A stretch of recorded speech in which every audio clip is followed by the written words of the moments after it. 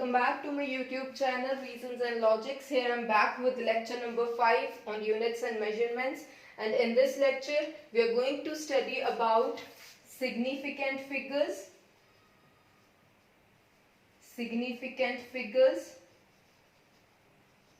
and error analysis. Fine.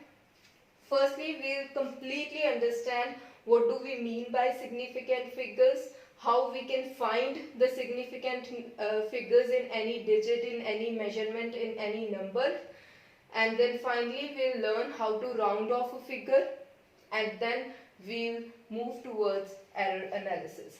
Fine. Firstly, to start with, what do we mean by significant figures? Fine. So, these are those units in a measured quantity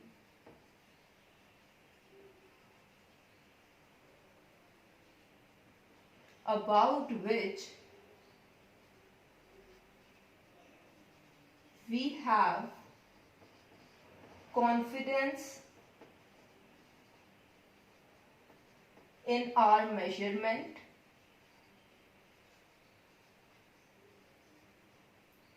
plus one uncertain digit. Fine.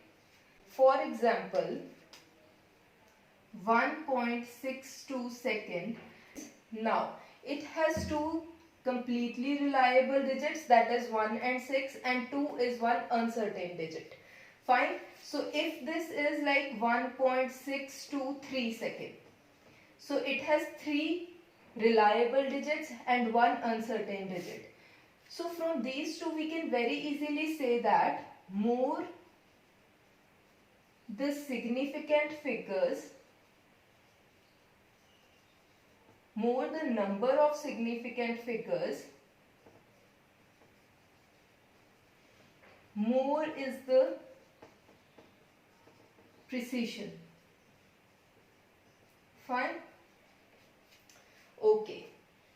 So if we have 273.6, so it has, in total it has 4 significant figures, out of which 2, 7 and 3 are reliable and 6 is uncertain. This also has in total 3 significant figures, out of which 1 and 6 are reliable and 2 is uncertain. Similarly, this, it has in total 4 significant figures, out of which 1, 6 and 2 are reliable and 3 is uncertain. Fine. So this is what do we mean by significant figures.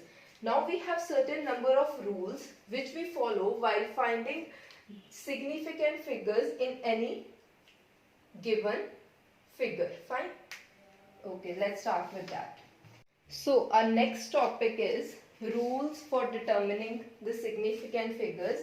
Basically we have 7 rules which help us finding the number of significant figures.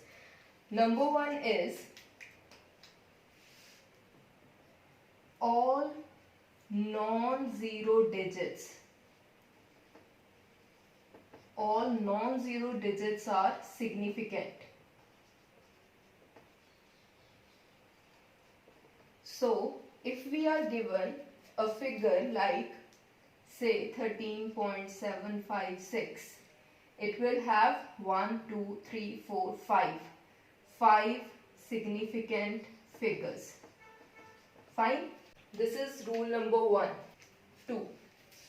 It says that all zeros between 2 non-zero digits are significant. See, suppose we have 1, 2, 0, 0.08. Fine. So it consists of zeros between two non-zero digits. So it will have How many significant figures? 1, 2, 3, 4, 5, 6. 6 significant figures. Fine. Rule number 3. All zeros to the right of non-zero digits are not significant when we don't have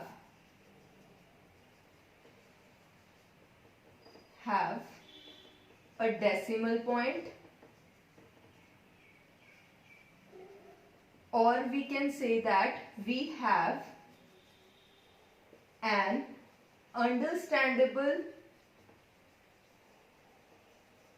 decimal point. Fine. See, what do I mean by this? If we have 86400, this could be very easily written as 86400.00. Fine. So, if we have just this number, then these zeros are not significant. So, it will have 3 significant figures. Fine. But if this 86400 has come out of a certain measurement, fine, if we have like 86400 seconds, the time period of something, then it will have 5 significant figures. So it depends whether it is just a number or it has come out of certain measurement. If it has come out of certain measurement, then these zeros are significant. Otherwise, these zeros are not significant. Fine? Okay. Now, rule number 4. All zeros to the right of non-zero digit but to the left of a decimal point,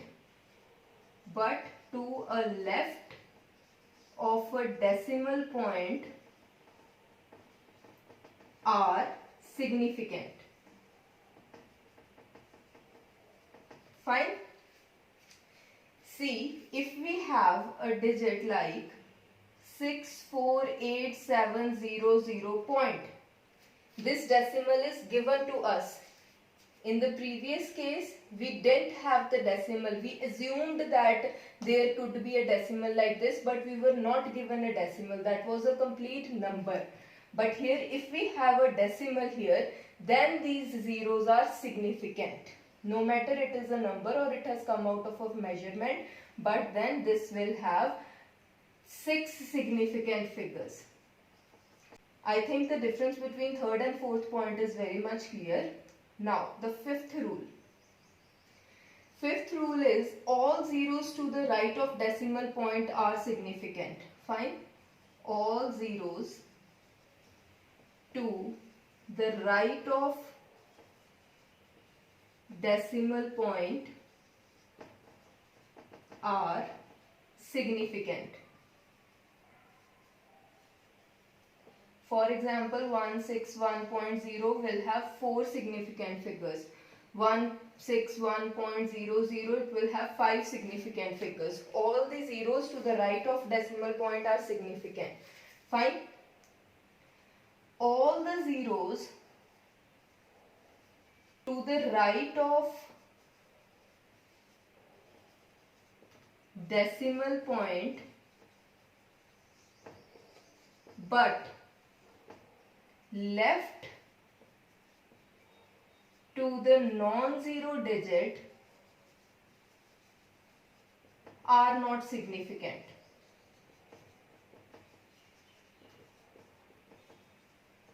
Fine. For example, 0.161 centimeter, it will have 3 significant figures, not 4. Fine. 0.0161 centimeter, it will also have 3 significant figures, not 4. Fine. Not 5, sorry. Then is 7th point. It says that number of significant figures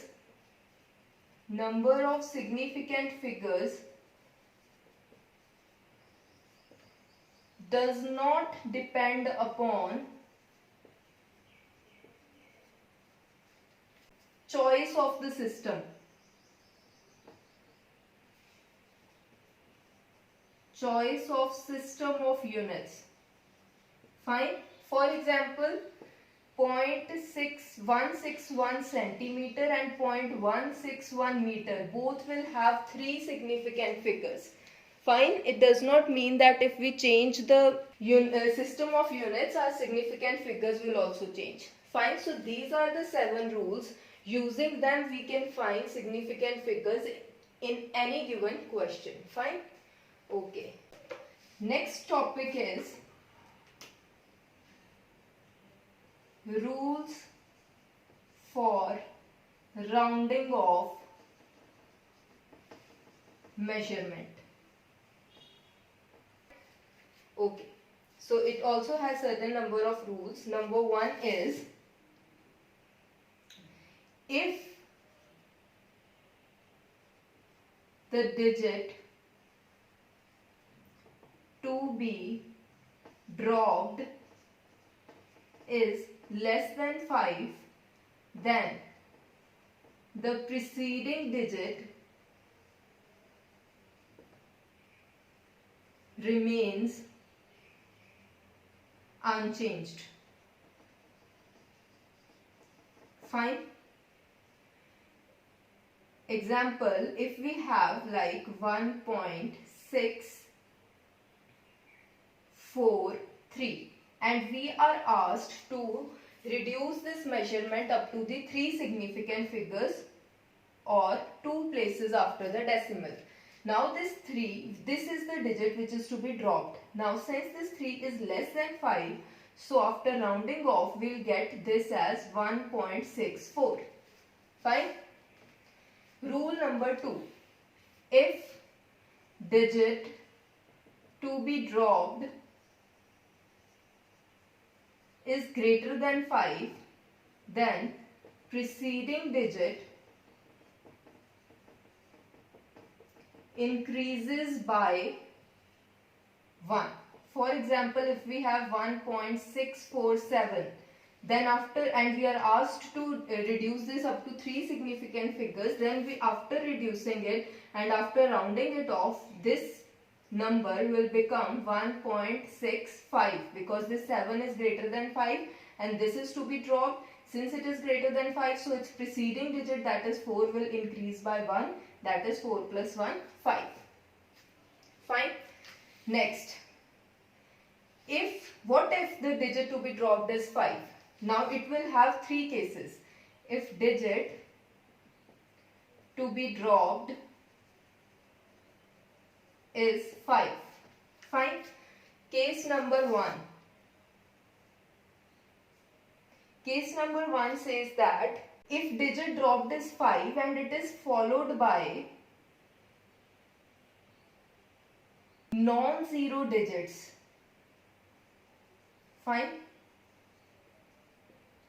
Then preceding digit increases by 1. For example, 1.6457. This 5 and 7 has to be dropped, but now we have 5 here and it is followed by non-zero digit. That means this 4 has to increase. This will become 1.65. Fine. Case number 2. If here we don't have non-zero digits, 5 is followed by 0 only, but if the preceding number is even and 5 is followed by 0, then what happens? Then the preceding digit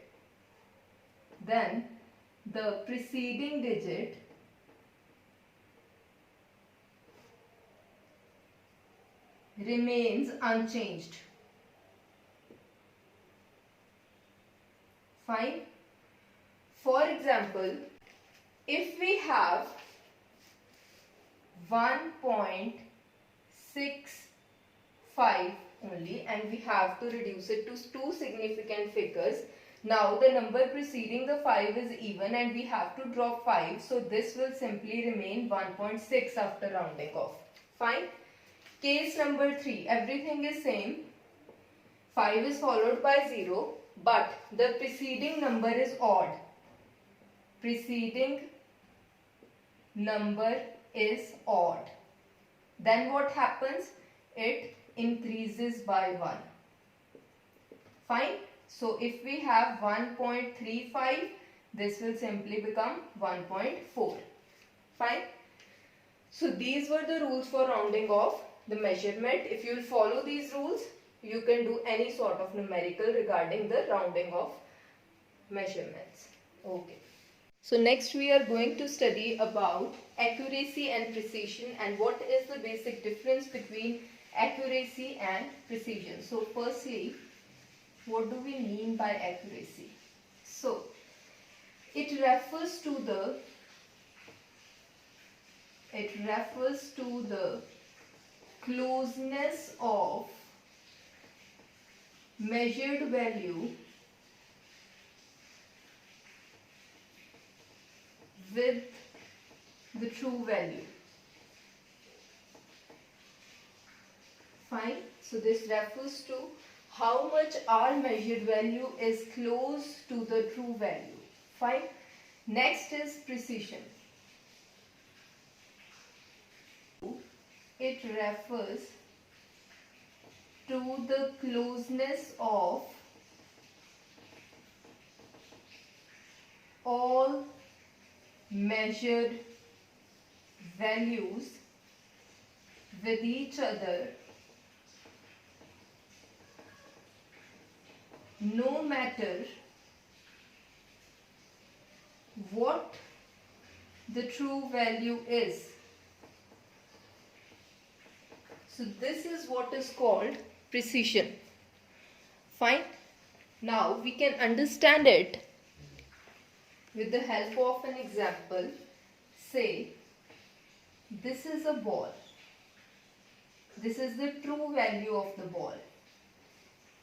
Now we are observing this ball and after observation we are getting this kind of ball. Now these two balls are almost similar. So that means this measurement is accurate. Fine. This is case number 1. In case number 2, if we have this is the true value of the ball, but after observations we are getting it as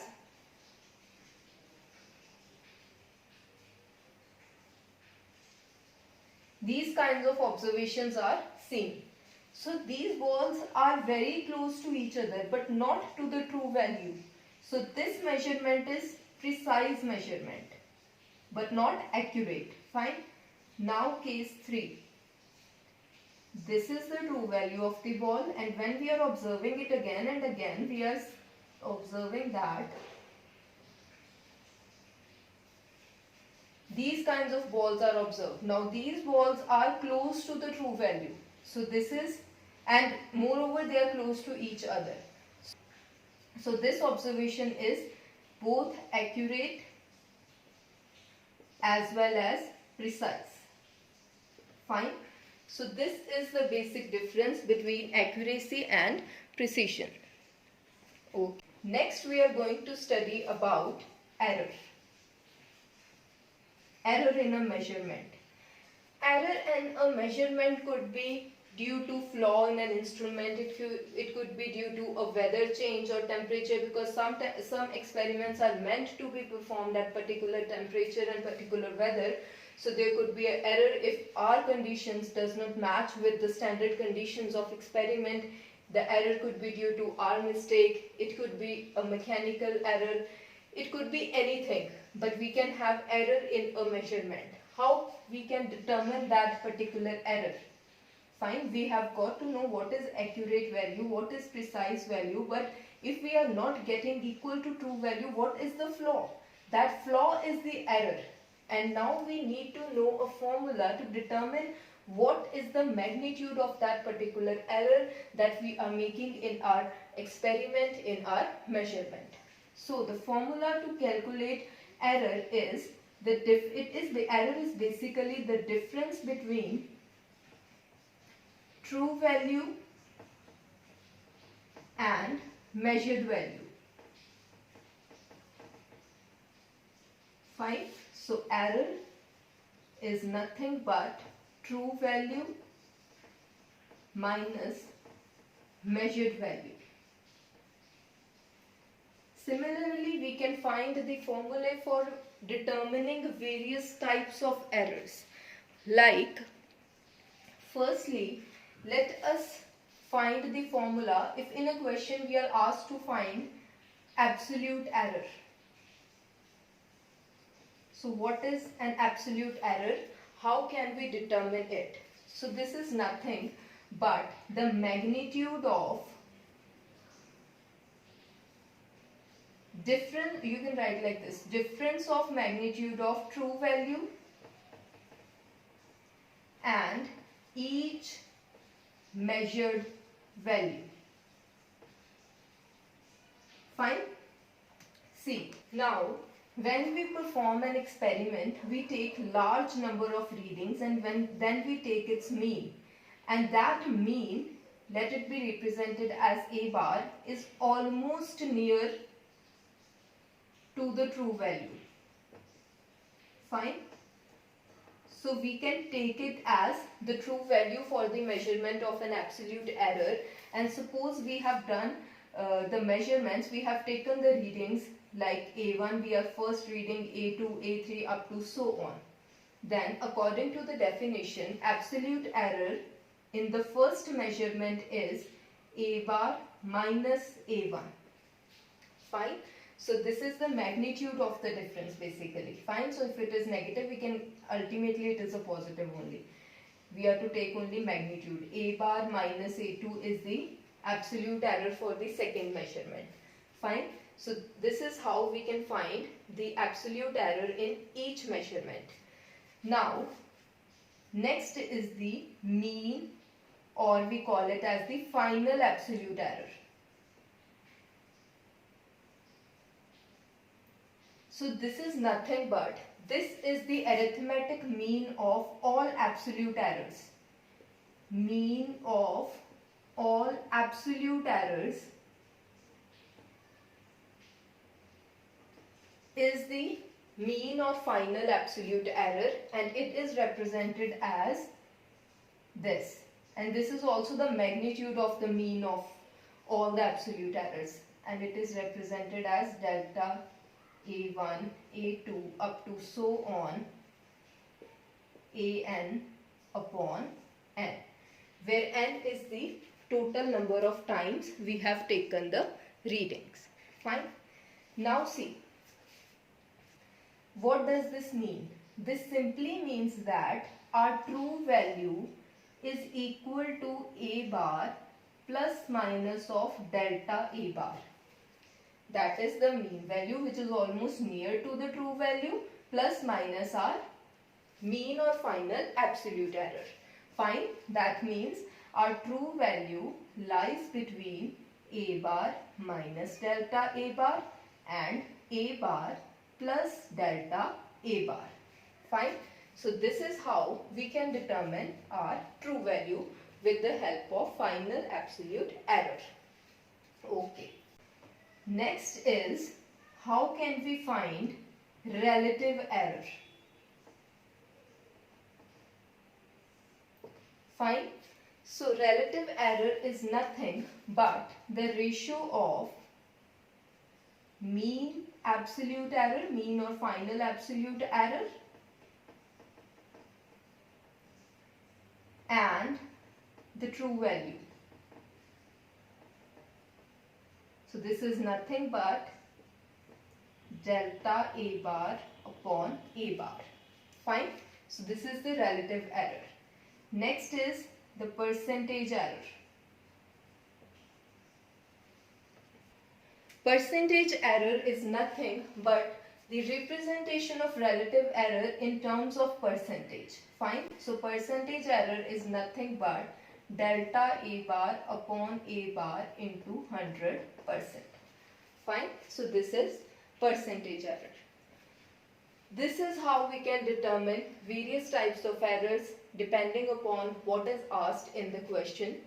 So this was all about the lecture number 5 of units and measurements, and this was the final lecture as far as theory and concepts of this chapter are concerned. Next video is going to be very important because in my next video I would be solving all the important numericals regarding each and every topic. So wait for my next video. Till then, take care. Bye-bye. If you like this video, do like it, share it, subscribe my YouTube channel and press the bell icon to get the latest updates. Till now, if you have any query, you can DM me on Instagram. My Instagram ID is mentioned on the screens and link will be mentioned in the description box. Thank you.